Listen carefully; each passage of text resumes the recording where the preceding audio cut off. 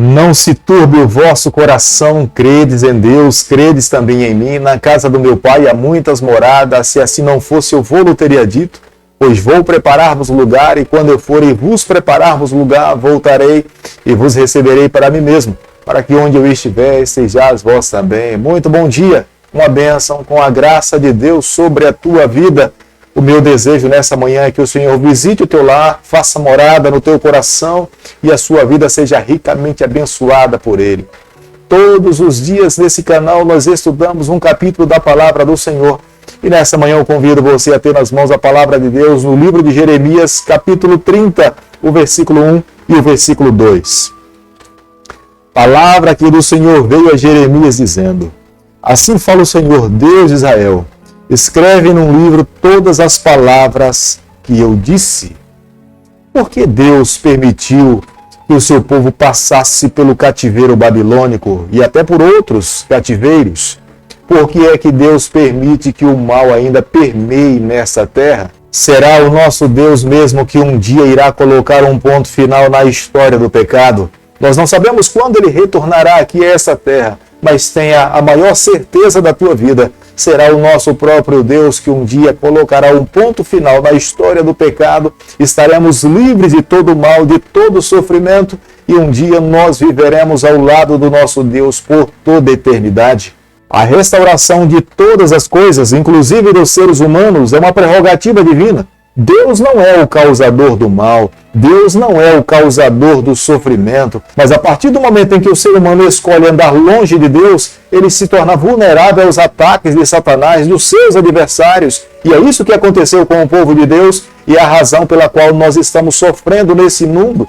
Mas para restaurar os seus filhos, levá-los mais uma vez a viver uma vida feliz, Deus enviou o seu Filho para que morresse morte de cruz, pagou o preço, para que eu e você pudéssemos viver uma vida livre, embora diante do direito de liberdade que nós exercemos, que de fato nós iremos expressar se queremos viver uma vida livre no Senhor ou não.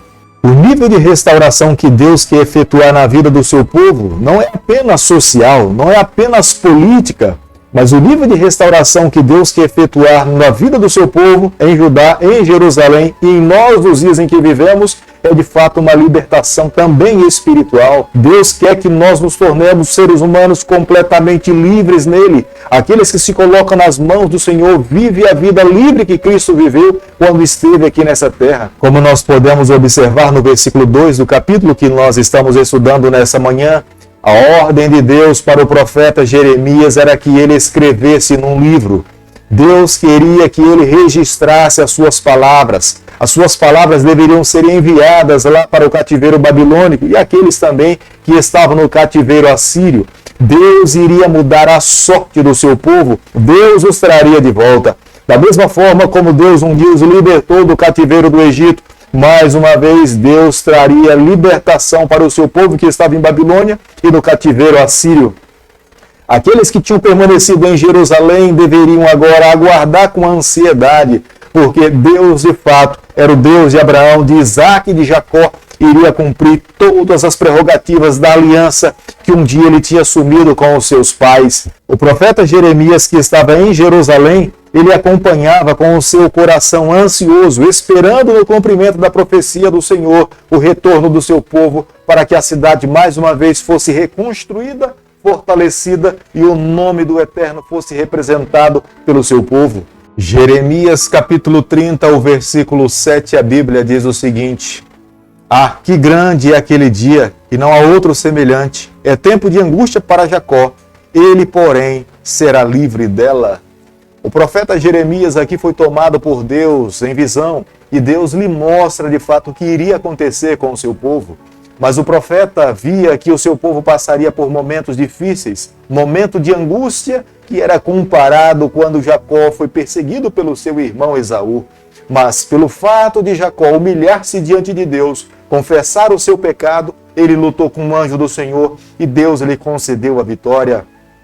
Não seria diferente a sorte do seu povo, embora o seu povo tivesse se envolvido com o pecado, mas se o seu povo se humilhasse diante do Senhor, eles sim passariam pelo período de angústia como Jacó passou. Mas se eles se humilhassem, se voltassem para Deus, seria o próprio Deus que lutou com Jacó seria o mesmo Deus que ofereceria o perdão para o seu povo e mais uma vez eles retornariam para Jerusalém, viveriam seguros sobre a proteção e a bênção do Senhor. Este capítulo, especificamente nesse versículo e no versículo a seguir, ilustra de fato o que o remanescente de Deus um dia passará quando estiver na iminência de se encontrar com o seu Salvador. Serão pessoas que se envolveram com o pecado, mas serão pessoas que reconhecerão que só poderão alcançar a vitória mediante o sangue do Cordeiro que morreu na cruz do Calvário para nos conceder a vitória.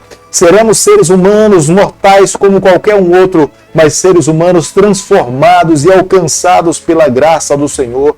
Aqueles que viverem essas experiências reconhecerão que somente pelo sangue do Cordeiro, somente pela mão do Eterno, nós viveremos eternamente. O nosso coração estará completamente agradecido a Deus pela vinda de Jesus Cristo a essa terra e viveremos em santidade ao lado do Senhor em decorrência pelo seu amor demonstrado na cruz do Calvário. No versículo 8 do capítulo que nós estamos estudando nessa manhã, nós ouvimos Deus falar através da boca do profeta Jeremias, falando que ele quebraria o jugo. Deus escreve a história, somente ele pode fazer isso. Quando ele olha para essa terra e vê um governo injusto, tratando o seu povo com injustiça, maldade no coração, oprimindo as viúvas e os órfãos, ele intervém, ele age, ele não é omisso e ele tomou a atitude de libertar o seu povo. Quando os 70 anos venceu, que a sua palavra se cumpriu, ele encontrou meios pelos quais o seu povo mais uma vez pudesse retornar para Jerusalém, para que se cumprisse as suas palavras e as suas profecias. Quando nós analisamos o versículo 12 do capítulo que nós estamos estudando nessa manhã, nós podemos observar que Judá, ele transgrediu as leis do Senhor. Ele se envolveu com outras nações. Judá não estava vivendo uma vida pura, justa, íntegra diante de Deus. Deus também permitiu que outras nações pudessem punir a tribo de Judá.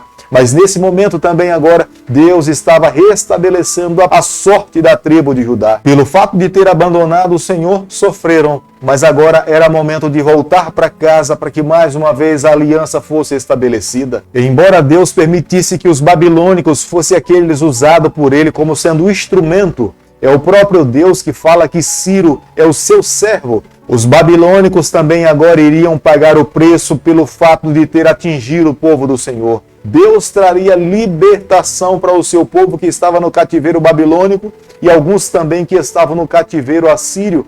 Deus encontraria um meio para que esse povo perdesse a batalha e o seu povo pudesse ser liberto. Deus levantaria uma outra nação para que pudesse punir Babilônia e os assírios e o seu povo tivesse condições de voltar para casa. O Deus que nós servimos, ele escreve a história. Os olhos do Deus que nós servimos estão sobre essa terra. Nada passa desapercebido aos olhos do Senhor.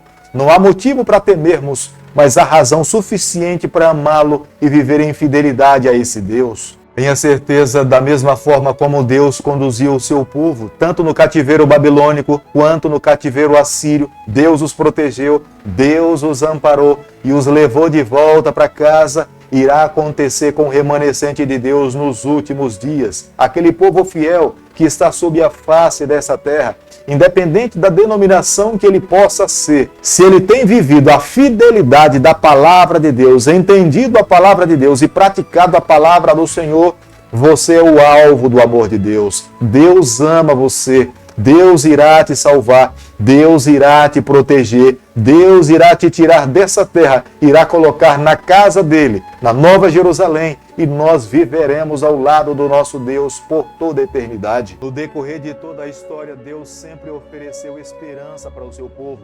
Deus nunca deixou um povo sem que tivesse esperança no coração. Quando estava em Babilônia, Deus, através do profeta Jeremias, encheu o coração daquele povo falando: eu os trarei de volta depois do cativeiro de 70 anos. Aqueles também que estavam na Assíria, Deus os trouxe de volta. Nós que vivemos nesse mundo, nós não estamos aqui sem esperança. há esperança para todos nós. A palavra de Deus nos mostra que o pecado um dia entrou nesse mundo, mas quando, na plenitude do tempo, Jesus Cristo veio aqui a essa terra, Jesus quebrou os grilhões do pecado. Nós encontramos salvação em Jesus Cristo. Aquele que se submete à liderança do Senhor está salvo, encontra a salvação, a solução para os nossos pecados. E quando nós estudamos a palavra de Deus no livro do Apocalipse, nós encontramos a manifestação de Deus vindo a essa terra buscar o seu povo para que nós possamos viver ao lado dele eternamente. Será o próprio Deus que irá dizer: não mais morte, não mais pecado, não mais sofrimento, não mais Covid, e nós estaremos livres de todo mal. Entraremos na Nova Jerusalém, viveremos ao lado do nosso Deus, encontraremos os nossos queridos e viveremos felizes por toda a eternidade. Mas hoje é o dia de fazermos as nossas escolhas, hoje é o dia de nos colocarmos nas mãos de Deus, hoje é o dia para pedirmos a bênção de Deus sobre a nossa vida. Querido Pai, em Tuas mãos nessa manhã nós nos colocamos, queremos viver exclusivamente para o Senhor. Nos toma nas Tuas mãos, perdoa os nossos pecados, nos conceda a graça de um dia podermos viver com o Senhor por toda a eternidade. É o nosso pedido e a nossa oração, e nós o fazemos em nome de Jesus. Que o Senhor te abençoe e te guarde, que Ele faça resplandecer o seu rosto sobre você, que Ele tenha misericórdia de você, que sobre você nessa manhã Ele levante seu rosto e conceda a sua paz em nome de Jesus. Amém.